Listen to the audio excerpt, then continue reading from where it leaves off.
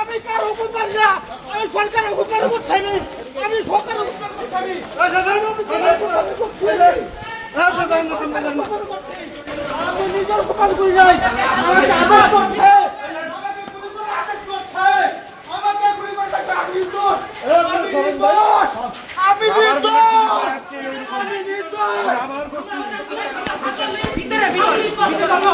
আমাদের যারা যারা আসামি হওয়ার কথা ছিল তাদেরকে আসামি করে দেয়।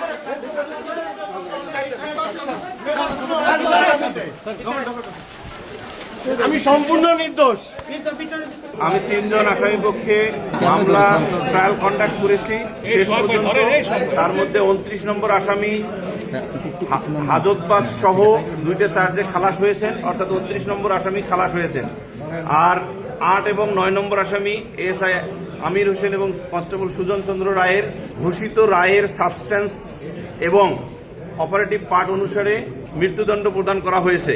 আমরা এই রায়ে প্রত্যাশার নিরিখে অবশ্যই সংক্ষুব্ধ এবং আমরা আইনে নির্ধারিত সময়ের মধ্যে আপিল করে মহামান্য আপিল বিভাগ হইতে আমরা প্রত্যাশা করছি খালাস পাইব।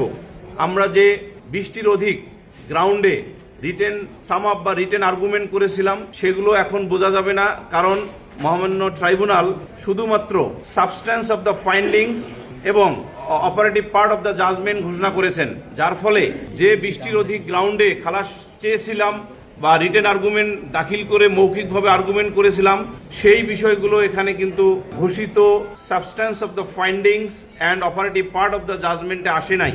ফলে পরিপূর্ণ রায় বা পূর্ণাঙ্গ রায় পাওয়ার পর বিচার বিশ্লেষণ করে মহামান্য আপিল বিভাগে যথাসময়ে আপিল দায়ের করে আপিল শুনানি অন্তে আমরা বিশ্বাস করি ইনশাল্লাহ খালাস পাইব।